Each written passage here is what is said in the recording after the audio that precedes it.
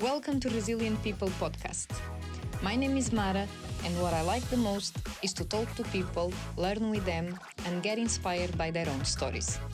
This podcast is about people who, as every single one in this life, have faced some difficulties and got the strength to overcome them and be an inspiration for us. Stay tuned and feel empowered with these inspirational stories. Maria Veiga is our third guest. More than half of her life has been spent in London. She came from Lisbon and arrived in the city in 1989, where she had a life-changing accident in 1990. Despite the fact that things worked differently at that time, if she had received the right diagnosis, her life could have been totally opposite. Listen to this episode to find out how her life was impacted.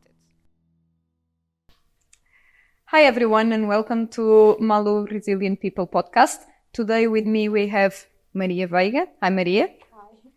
Hi. Maria, do you mind to introduce yourself to the people out there? Yeah, right. So I'm Maria, I'm Portuguese, been living in London and made this country my home for now probably about 34 years. 35, gonna be 35. I'm a psychotherapist, a healer, a mom, a chocolate lover, a writer. Yeah. You already catch a lot of people's attention saying that you are a chocolate lover. Yeah, definitely. I carry chocolate on me all the time. So you said you have been here 35 years already? Yeah. There was like 89, 90? So I arrived in August 89. Yes. Can you describe us a bit of your first year in London? So the first year it started by being, opening and then exciting, and then there was also challenges, and part of the challenges is very much about the story that we're going to be sharing today. I got here, started looking for jobs, got a job, got it, going. I came to live with my brother. My brother was here. We started living in Bayswater. He was having a bed sit there, as we did in those times. I came and lived with him. But then in February, 90, I had an accident that it has impacted the rest of my life. So I fell into a roof of a garage. How lovely. Had nothing better to do. And how I did that was using a fire exit of the building where I was living with my brother, and that's it. That should be a fire door. Yes. For a safe place. Yes. To get out of the building in safe condition. Exactly. So in this building, between floors, there was a bathroom, a common bathroom for the two floors, and that was a fire exit into the back of the building, where then we had to assess the metal stairs that some buildings have on the back. I used that window and I put my feet on a roof that it was supposed to be concrete and looked like concrete, but it wasn't. And the reason I was there, I wasn't trying to be Spider-Woman or anything like that. I was just trying to reach my tower that had fallen on my neighbor's window, and he wasn't in. And I thought, oh, okay, this is a fire exit. I should be able to use it. It's safe for me to use it. Yeah. It's safe. If I was in the middle of the fire, I would have to use that. And so I used it, and that was my last moment that I remember. So my last memory is my feet going into this roof. Which was a fake roof then? Yes, very fake, pretending, but turns out that it was the closest thing to plastic even. So I fell into it. That's my last memory. And then 12 hours later, a bit over 12 hours later, I'm waking up in St. Mary's Hospital, Paddington, and not knowing anything of what had happened and not having very much help either from the doctors there. So I wake up there And the first thing, I get a nurse finally coming to me, and I'm very confused, obviously. I look at the chair, and it has my pink pajamas and my slippers on the floor, and I have no recollection of anything. And I said, what happened? And they just tell me, oh dear, you hurt yourself. You see, okay. My head is in a lot of pain. I have a huge cut. I can feel a huge cut on the back of my head. And my back is in pain. And they come back with a huge syringe to take more blood. So that's when I realized that all they did all night long was taking blood, looking for drugs. So they thought you were in this condition because you have been drugged, or you were on drugs, or you had too much alcohol, or they didn't consider if you had been abused or if you had an accident. So drugs was the first. That was the only thing. There was the only thing that they considered was that I should have been under some influence. They did not consider that I was confused because of the serious concussion I was under. They were not considering at all the fact that if I was in pajamas and all that, and I was found trying to sleep in the car, inside the car, surely. Why not ask? And just because I couldn't reply probably the right questions, wouldn't have. So they could see that I was because I'm confused. Mm-hmm. But no, they didn't consider. So let's recap. Where did you fall exactly? So I fell into this roof. This was a garage of fixing cars. And I now know, because then we went back to find out all the story, not that I remember, but for the story goes that I fell on a roof of a car. That kind of made me bounce. I fell into the door of that car that was open, and that should be where I broke my back. And then I'm trying to go to sleep, as you do when you have a concussion. Now, this was in the end of the day, because this was after my day of work, so this would have been in the evening.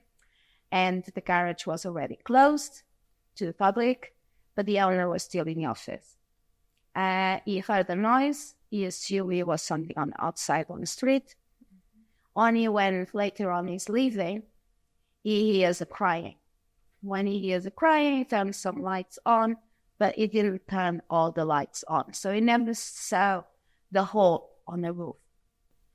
He just saw this girl trying to sleep inside the car. So for him, was someone, how do you get in? A homeless person, someone trying to spend the night somewhere. Yeah, exactly. And so when he then invites me or asks me to leave, due to, as we know, when we under a concussion, you're confused and all your body wants is to sleep, I wasn't very friendly. I take that. And then he called the police. And when the police came, I also wasn't very friendly. So the story goes as well that I did bite the policeman very badly in his arm, but then it's thanks to him that I know the story, because he was super good at trying to come back and looking for me and checking if I was okay days later. So when you reached the hospital, no one actually knew if you had fall or not. And they only did the blood test exams, nothing else. So after how many hours have you been discharged from the hospital? So I have the recollection that I would have come back to my senses around maybe 6 in the morning. And I was then discharged around 8 in the morning. So you were less than 12 hours in the hospital, more or less? Yes. And by then, when after they took more blood, they then come back and tell me, oh, you're fine, dear. You can go home. And I'm like, how do I go home? That's just my pajamas. I'm naked, yeah. How do I go home? I'm in pain. Oh, you just get your clothes on. And the nurse leaves the room. I sit down, I start crying. I'm feeling very scared. I'm feeling very vulnerable. And I then ask for a nurse to come, and I say, look, please help me to go downstairs. I can't hardly walk or stand. So she did. She got me on the lift and brought me downstairs. But she literally left me against the wall in front of the exit door. And they discharged you without an X-ray, without any other reason. And in there, I fainted. And I don't know how long. I then get some man asking me, are you okay, dear? And I came to me. And I just say, I need to go home. I don't have any money. And he then orders me a black cab. And he must have paid, because I didn't. And the black cab took me out. And the next day, I have an appointment made by the hospital to see a psychiatrist. And so you were considered a crazy person. And trust me, I felt like I was wondering. That's the thing. That's the thing. Because you didn't know. I could not remember what happened. Yeah. No one tried to help me remember. Mm-hmm. So the next morning, when I get back to that hospital and I have that appointment with the psychiatrist, and he's asking me all these questions. How do you take drugs? Well, no, never took drugs. Never been into. Never been into drinking. For example, I never really got drugs. I never been the kind of teenager or anything to like being fainting on the street. Never been like that. So it was just so not me. And it was just very confusing. And when you got to the psychiatrist, do you still in pain, right? Oh yeah, the pain is there, but I'm just assuming the pain is there because something my body is bruised. But you had no idea. No. Why? No. Yeah. So this doctor is then asking me about if I take drugs. Is then asking me if I had any episodes of any sort of mental health issues, and all that was a no. Or epilepsy. Yes, or yes, exactly that. But in that moment, I recall is really that feeling that I was having. Am I going mad? What happened to me? Am I going mad? And at some point in there, I just refused to stay in the room. And I run away from the room. I go into the corridor. I start crying. And then my brother comes to find me. And in the meantime, my brother had done some digging. Good for him. And he found out. And he had found out exactly what had happened to his sister. And so he then did the most normal thing. He started, what did you do yesterday? And I said, I went to work, blah, blah, blah. Yeah, okay. And then what happened? Got home, took my clothes off, got my pajamas, cooked dinner, and then I shifted the tower out of the window. The tower fell on a neighbor. I went to get the tower. You got the clip. I fell, and that is when the last memory of having my feet going into this roof comes to my mind. So I get in this doctor's and I scream at him, I'm not mad. This is what happened. I felt. Is what happened. And then still, he doesn't refer me upstairs to get some x-rays. So just go home and so he literally, exactly that. So this doctor gives me 2 weeks off for work, a zip note, and gives me a bottle of pink tablets that turns out was ibuprofen. And he tells me something really important in the middle of this story is that he tells me, go home and do whatever your body asks.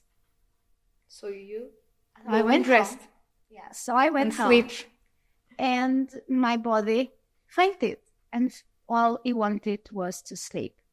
Because by the second day, by later that second day, my brain is not capable of focusing on things.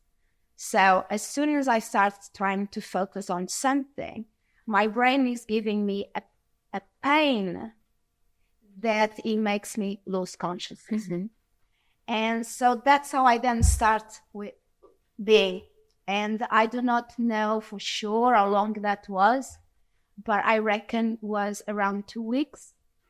And for around 2 That weeks, you were just in bed. I was just in bed, out of consciousness. So I would lose my consciousness, and then my brother or someone of his neighbors would come and check on me. And they would call me, and if you would call me, I would eventually open my eyes. But as soon as I would look at you, I would faint again. And so it was very minimal, the amount of time that I was able to be conscious. To be awake. It would be like to drink some water, to have a snack. It would be that kind of thing. But most of the time I was just gone.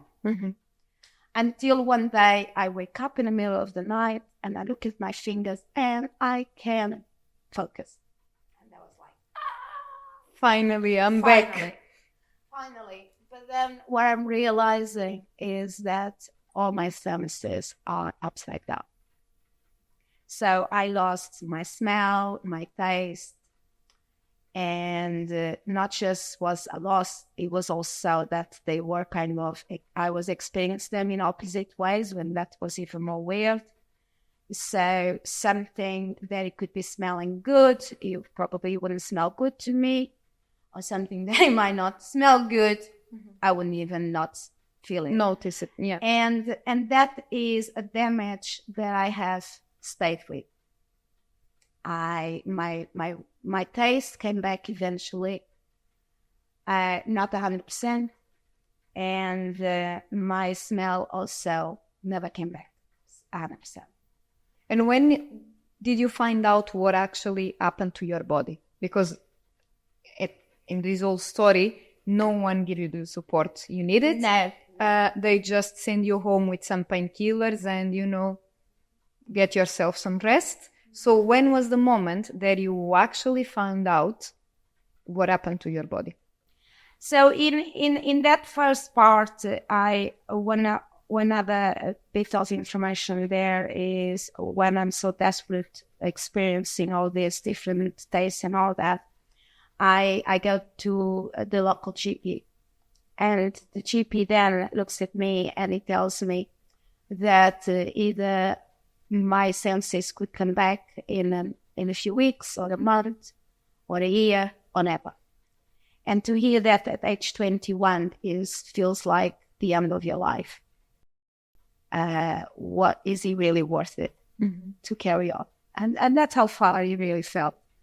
And it's no joke when I own that to all of you, because it is true. I really felt like I felt so lost. And lonely as well, without any support. Yeah, but I'm a fighter, and so I just carry on. And then to answer your question, I only really found out that my back had been broken about a year later in a private clinic. Wow. So you had been 1 year with a broken back. Yeah. So now, how did I heal it, and how did I cope for that year? Really, I myself look back and I sometimes like, how did I do that? How? Within 2 weeks, I was back at work. Wow. Within 2 weeks, not 2 weeks, because it would have been another A32. So within a month, about a month later, I was back to work. And my job was being a chambermaid in a little bed and breakfast in Paddington. I was the only person doing everything in there. I managed to persuade the boss to get me some help.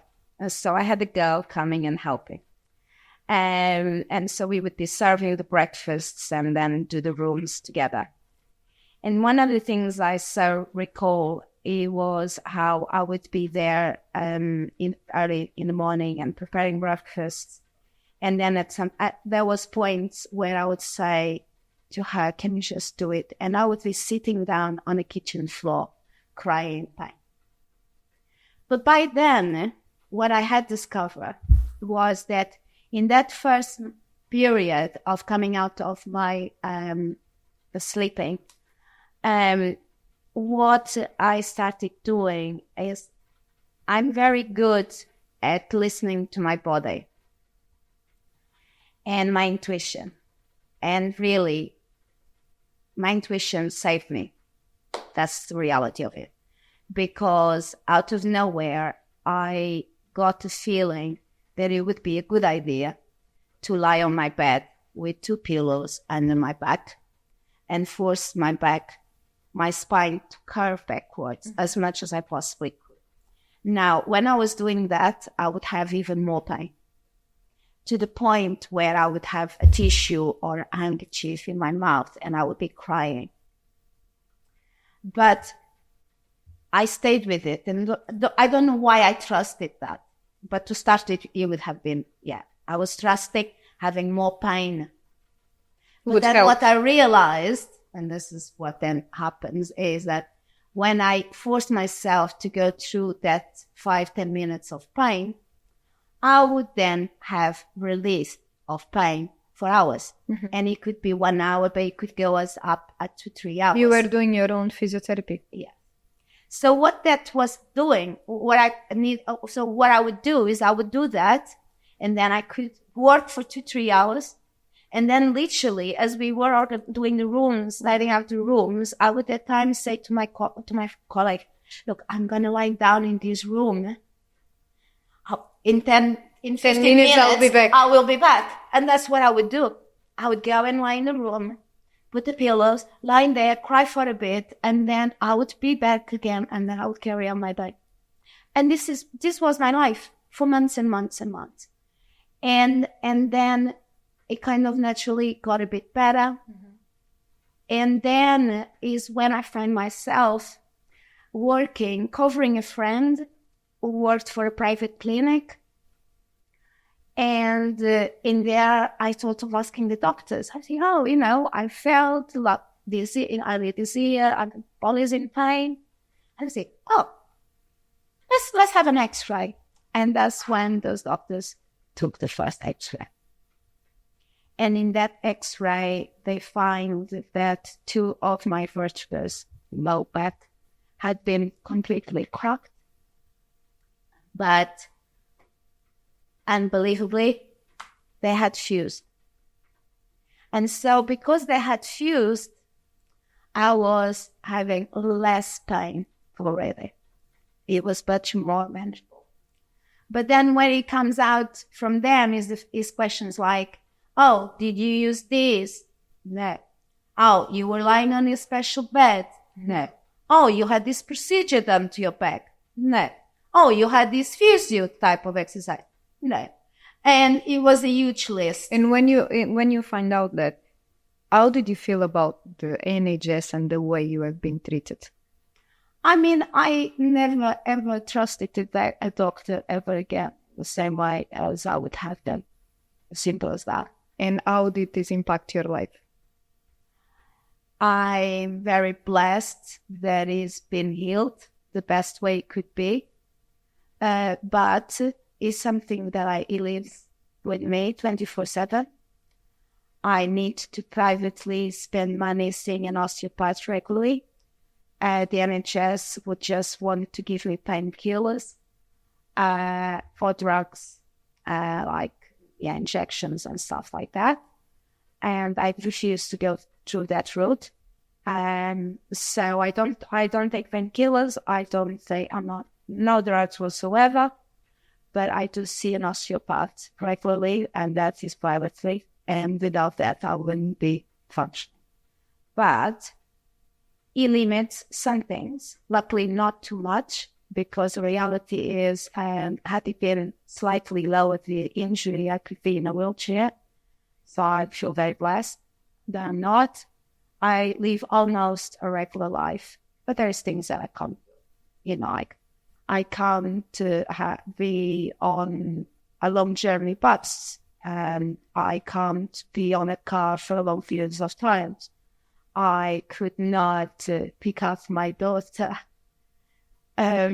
because it would hurt my back. I had a very difficult childbirth with lots of issues around it because of my back. So yes, there is limit. I just recently done a long flight that I've been dreading because I can't be sitting for long periods of time. So there's lots of bits that I can't do. And when I do any of those things, I have to be listening to my body. I need to be paying attention, and I need to look after it. And what is your message for the people out there?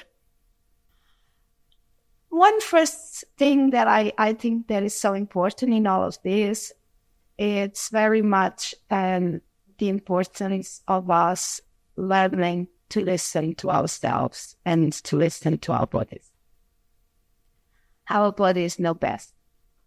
And when we learn to connect to that, and we learn to see that if the pain is in a certain place, there must be a lesson there or there is a message there. That's very much where it's the important message from me, I feel. Because if you hear it, then you might go and get the right help. If you hear it, maybe you're going to sit in a better position if that is the message you're getting. Whatever it might be the message. Trust it, because it's there for you and it comes from you. And no one in this world knows you better than your real you.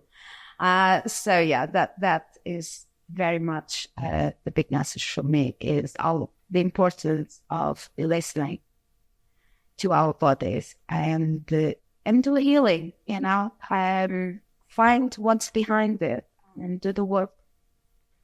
And then, what can I do? Stop. Thank you, Maria. You are a fighter. Thank you very much for sharing your story with us. Thank you guys for listening to us. Please make sure you follow us on Instagram, Facebook, Spotify, all our channels, and see you in the next episode.